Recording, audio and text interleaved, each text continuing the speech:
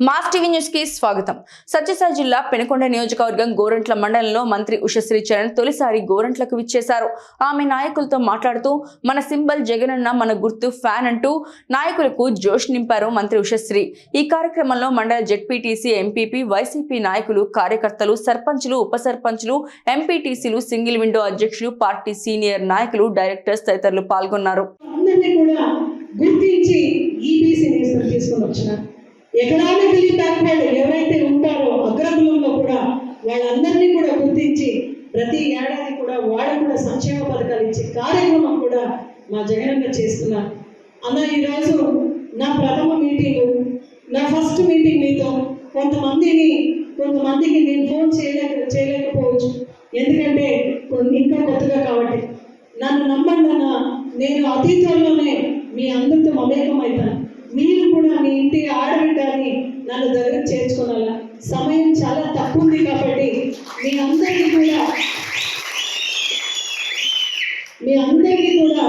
బాధ్యత ఎక్కువ ఉంది.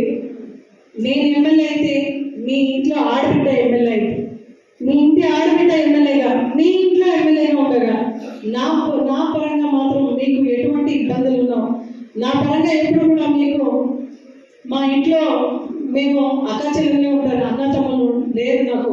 మీరే అన్న, మీరే తమ్ముళ్ళు, మీరే అంత నాకు. నా తరఫున మండలాల వారిగా ఏ అన్న తమ్ముళ్ళు వచ్చి, నాకు ఎవరు అన్న తమ్ముళ్ళు ఉన్నారు, వాళ్ళు వచ్చి ఏదో మిమ్మల్ని వచ్చి రాజకీయం చేసే పరిస్థితి అస్సలు ఉండదన్న. ఎవరున్నా కూడా నాతో డైరెక్ట్గా కనెక్ట్ అవుతారు, డైరెక్ట్గానే మీతో ఉంటాను. ఎవరు కష్టపడి పనిచేసింటారో ఈ ఎలక్షన్స్లో అనేది ఖచ్చితంగా నాకు తెలిసింది. వాళ్ళని మనసులో పెట్టుకొని మిమ్మల్ని నడిపించే కార్యక్రమం నేను చేస్తాను. ఇంకొకసారి గట్టిగా హామీ ఇస్తున్నాను. ఏ ఒక్క టీడీపీ వాడు మన వైఎస్ఆర్సీపీ పార్టీ కార్యకర్తల పైన, మన లీడర్ల పైన వాడు వక్ర దృష్టితో చూడాలన్నా, వాళ్ళు మా పైన దాడి చేయాలన్నా, నన్ను దాటిన తర్వాత వాళ్ళు మీ దగ్గర రావాలని గట్టి బలమైన సంకేతం మీకు ఇస్తున్నానన్నా. దయచేసి అందరూ కూడా కలిసికట్టుగా పని చేస్తాం. ఎందుకంటే ఒక్కరు పని చేసేది కాదు. బీసీలకు ఒక ఐరన్ బాక్స్ ఇచ్చేసి, ఒక వల ఇచ్చేసి, ఒక టైలరింగ్ మిషన్ ఇచ్చేసి పరిపూర్ణంగా న్యాయం చేస్తాను. బీసీగా ఒక తోటని కత్తిరిస్తానని చంద్రబాబు నాయుడు చెప్పాడు. కాబట్టి బీసీ, ఎస్సీ, ఎస్టీ, మైనారిటీస్ లో ఓటు బ్యాంకుగా చూసినాడు తప్ప బీసీలకు ఎటువంటి న్యాయం చేయలేదు. ఆయన నిజంగా అధర్మ మార్గంలో ఉన్నారని మనం అందరూ కూడా ఈరోజు చెప్పుకోవచ్చు. ఈ రోజు బీసీలకు న్యాయం చేస్తానని చంద్రబాబు నాయుడు గారు సభాముఖ్యంగా తెలియజేసుకుంటున్నారు. ఇదే చంద్రబాబు నాయుడు గారికి ఒక్క సవాల్ విసురుతున్నాం. మీకు 14 ఏళ్ళలో ముఖ్యమంత్రిగా మీకు అనుభవం ఉంది అని చెప్తున్నారు. ఈ 14 ఏళ్ళలో మీరు ఎస్సీ, ఎస్టీ, మైనారిటీస్ వాళ్ళందరూ బీసీకు న్యాయం ఎలా చేశారు, ఎటువంటి పథకాలతో చేశారని మీరందరూ కూడా ఈరోజు ముఖ్యంగా గమనించాలి. వాళ్ళందరికీ కూడా ఈరోజు ఒకే మాట చెప్తున్నాం. మీరు ఏ సచివాలయంకి రమ్మంటే మేము నాతో పాటు మా వైఎస్ఆర్సీపీ కార్యకర్తలు అందరూ వస్తారు. ఏ ఒక్క సచివాలయంలో కూడా మీరు చేసిన 14 ఏళ్ళ పరిపాలనలో మా జగనన్నకి ఒక్క పైసా ఎక్కువ కూడా ఇవ్వలేదు ఏ సంక్షేమ పథకాలని నేను వాళ్ళకి ఛాలెంజ్ చేసి చెప్తున్నాను. అదేవిధంగా ఎస్సీలకు, ఎస్టీలకు ఈరోజు మా జగనన్న 50% రిజర్వేషన్ కేటాయించినారు. ఏ ఒక్క ఈరోజు సామాజిక న్యాయం జరిగింది అనే దానికి ఈ ఒక వేదికని సాక్షిగా మీ అందరికీ చెప్పుకుంటున్నాను. ఒక ఎస్సీ, ఒక బీసీ, ఒక ఎస్టీ, అదేవిధంగా ఒక మైనారిటీస్, ఒక బీసీని అందరూ కూడా కలిసికట్టుగా ఒక వేదిక పైన ఈరోజు వచ్చినామంటే జగనన్న ఒక అభినవ అంబేద్కర్గా, ఒక కొమరం భీమ్గా, ఒక పూలేగా ఆయన ఆలోచించి ఆ రోజు అందరూ కూడా ఉద్యమం చేసినారు. మా కులాలకు మంచిది జరగాలి, ఏదో ఒక రోజు మంచిది జరగాలి అని ఆ రోజు వాళ్ళు రోడ్డుకి ఉద్యమిస్తే ఈ రోజు ఎవ్వరు కూడా రోడ్డుకి ఉద్యమించి 50% రిజర్వేషన్ ఇమ్మని అడగలేదు. అయితే జగనన్న ఒక బోయ జగనన్నగా, ఒక కురుబ జగనన్నగా, ఒక జగన్ యాదవ్గా, ఒక మొహమ్మద్ జగన్గా అన్ని కులాలకు ఆయన ఆలోచించి మరి వెనకబడిన ఈరోజు బ్యాక్ బోన్ లో మా జగనన్న ఉన్నాడంటే నిజంగా ఎక్కడెక్కడ మీరు భారతదేశంలో చూడండి, రాష్ట్రంలో కూడా ఇటువంటి ప్రాముఖ్యత వెనుకబడిన కులాలకు నిజంగా చెందలేదు. అయితే మా జగనన్న ఇది చేసినారంటే ఒక ఓసీ కులంలో పుట్టి కూడా వెనుకబడిన కులాల ఒక సంక్షేమం కోసం ఆయన శ్రమిస్తున్నాడంటే ఇటువంటి మహానుభావుని మనము ఖచ్చితంగా ముఖ్యమంత్రిగా చేసుకునే అవసరం ఎంతైనా ఉంది అని మీకు అందరికీ కూడా చెప్తున్నాను. బీసీలకు ఎక్కువగా వెనుకబడిన కులాలకు ఎక్కువగా పదవులు ఇచ్చినారంటే ఆయన పల్లకీలో మోసే ఒక బాధ్యత మనం తీసుకున్నాలి. ఇది ఒక బాధ్యత, ఇది ఒక గౌరవం మళ్ళీ ఆయన ముఖ్యమంత్రిగా మనం చేసుకుంటే అని మీ అందరూ కూడా సవినయంగా చెప్పుకుంటున్నాను. మనమందరూ కూడా పల్లెల్లో చూడండి, నాడు నేడు ద్వారా స్కూల్స్ మంచిగా తీర్చిదిద్దినాడు జగనన్న. అవునా? అంటే ఒక భార్య భర్త పెళ్ళైన తర్వాత పిల్లల గురించి ఆలోచిస్తారు. మేనమామగా ఈరోజు అంత మంచి ఎడ్యుకేషన్ గ్రామ స్థాయిలో ఇస్తున్నారంటే ఈరోజు మీరు చూడండి, మొన్న పేపర్లో వచ్చింది Andhra Pradesh stands number 1 in education అని వచ్చింది. ఇది మా జగనన్న. అదేవిధంగా ప్రతి ఒక్క పంచాయతీలో కూడా వైఎస్ఆర్ క్లినిక్ ఉంది. అంటే గతంలో చాలా పెద్దవాళ్ళు చెప్పేవాళ్ళు, సహకారులు చెప్పేవాళ్ళు, నాకు ఒక ఫ్యామిలీ డాక్టర్ ఉన్నారు, ఫ్యామిలీ డాక్టర్ పోయి వస్తానని. ఈరోజు చిన్న పిల్లవాడు కూడా గ్రామ స్థాయిలో చెప్పొచ్చు, నాకు ఒక ఫ్యామిలీ డాక్టర్ ఉన్నాడు, ఆ గౌరవం నాకు జగనన్న ఇచ్చాడు అని ప్రతి వెనుకబడిన కులాలకు ప్రతి బీదోడు కూడా చెప్తున్నాడు. అంటే వైఎస్ఆర్ క్లినిక్లో ఒక మిడ్ లెవెల్ హెల్త్ ఆఫీసర్ ఉంటూ 24/7 24 గంటలు కూడా సేవలు అందిస్తున్నారు. అదేవిధంగా మండలం స్థాయిలో కూడా 2 డాక్టర్స్ ఉంటారు. ఆ 2 డాక్టర్స్లో ఒక డాక్టర్ మండలం స్థాయిలో ఆ ఒక కమ్యూనిటీ సెంటర్లో ఉంటే ఇంకొక డాక్టర్ కూడా ఎక్కడైనా ఎమర్జెన్సీ ఉంటే మిడ్ లెవెల్ హెల్త్ ఆఫీసర్ చెప్తే వచ్చి అక్కడ అటెండ్ అయ్యే స్పెషలిస్ట్ డాక్టర్స్ కూడా చేసినారు. మొన్న కూడా మనం చూసినాం, పెట్టుకుంటూ ఎవరు కూడా ఫ్యాన్ గుర్తుకు ఓటు తప్ప వేరే గుర్తుకు ఓటేసే వాళ్ళు ఎవరు లేరు. ఉన్నారా? లేదు. మా బ్రాండ్ జగనన్న, మా సింబల్ అవునా? మన వర్గపూర్కి ఏదైనా దావా ఆస్కారం ఉందా? లేదు. చిన్న మనస్తాపాలు కుటుంబంలోనూ కూడా ఉంటుంది. పార్టీ అనేది ఒక కుటుంబం. ఎందుకంటే అణు కలిస్తేనే జగనన్న. అవునా? అణు కలిస్తే జగనన్న.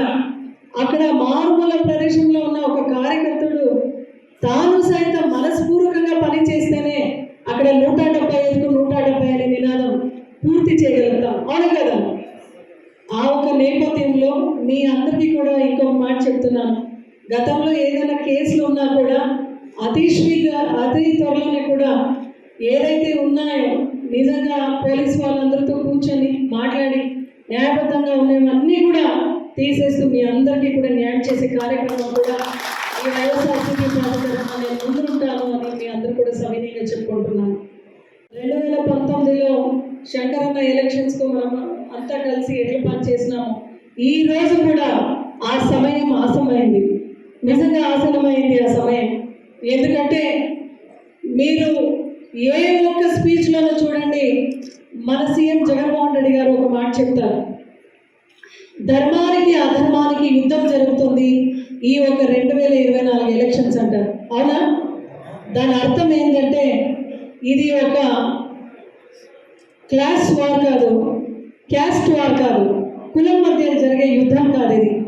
ఈ యొక్క యుద్ధం ఎంత పెద్ద యుద్ధం అంటే ధర్మానికి అధర్మానికి అని జగనన్న ఎందుకు చెప్తున్నారంటే, ధర్మం ఎటువైపు ఉంటుంది అంటే కులాల అతీతంగా, మతాల అతీతంగా, పార్టీలకు అతీతంగా సంక్షేమ పథకాలు ఇచ్చినాం. నువ్వు ఏ గుర్తుకి ఓటు వేసినావు అని జగనన్న అడగలేదు. నువ్వు ఏ కులానికి చెందినవాడు, నాకు బలం ఇచ్చినావా లేదా అని అడగలేదు జగనన్న. వాలంటీర్ సిస్టమ్ ద్వారా, సచివాలయం సిస్టమ్ ద్వారా ప్రతి ఒక్కరికి న్యాయం చేసినాం. ఇది ధర్మంగా చేసినాం కాబట్టి ఇది ధర్మయుద్ధం అని చెప్తున్నాం. గతంలో మనం చూసినాం, చంద్రబాబు నాయుడు గారు జన్మభూమి కమిటీ పెట్టి మండలానికి ఒక 3 లీడర్స్ ఉంటారు. వాళ్ళ ఇంటి ముందు పోయి, అన్నా మా అక్కకి పెన్షన్ ఇవ్వండి, మా అమ్మ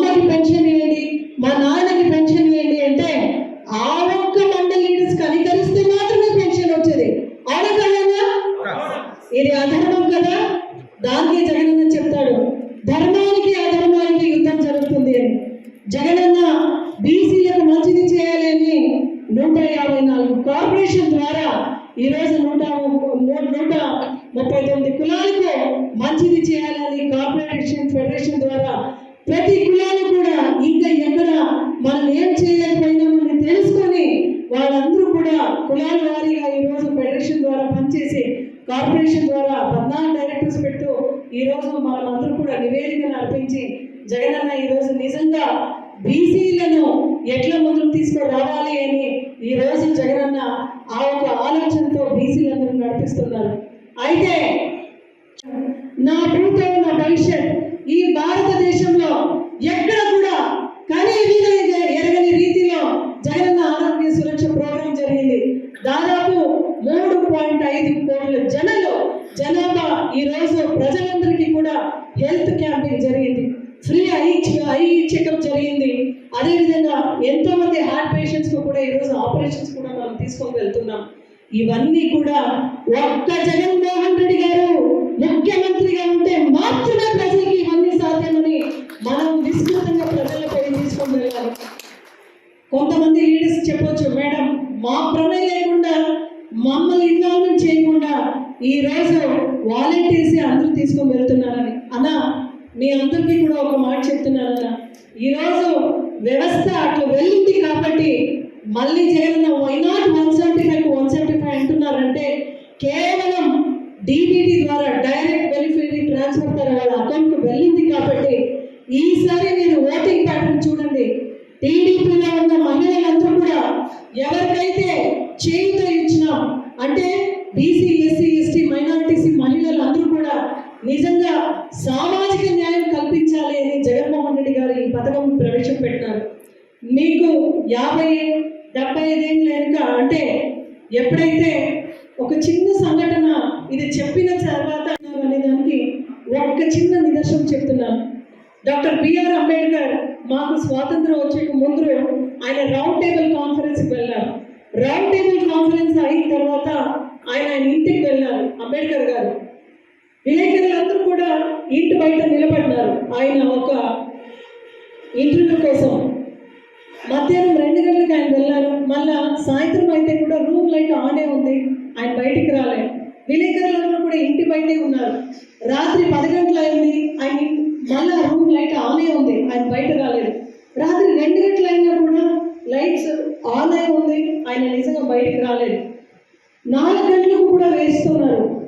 వస్తాడు అంబేద్కర్ గారు బయటకు వస్తారు, ఆయన ఇంటర్వ్యూ తీసుకుంటాను, ఆయన బయటికి రాలేదు.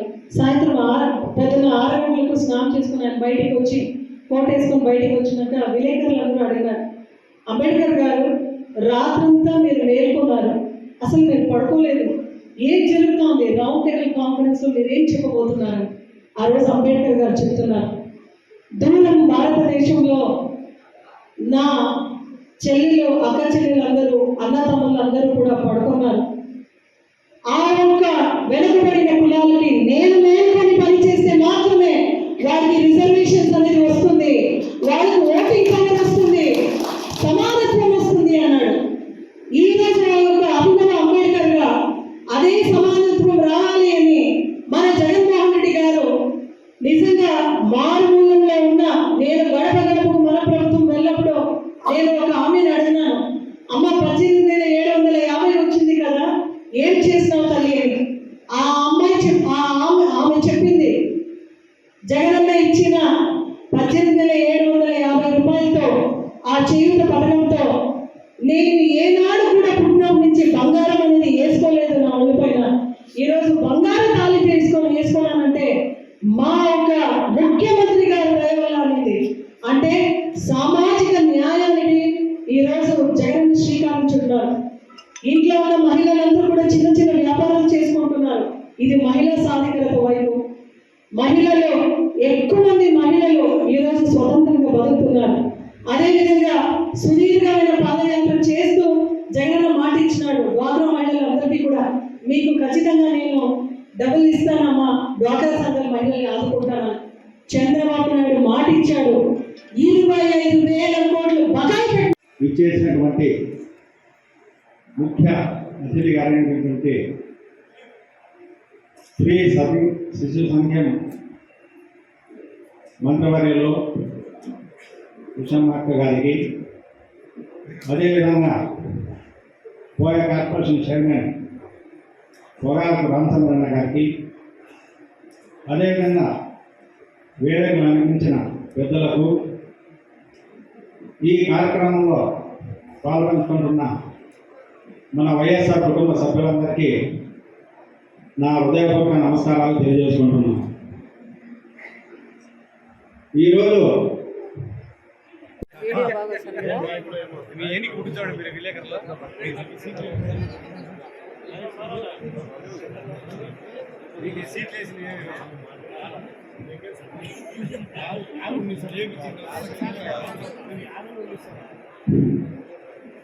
ఏఐసిసి బ్యాంక్ డైరెక్టర్ సెక్రటరీ గారిని అభినందనలు కోరుతున్నాను.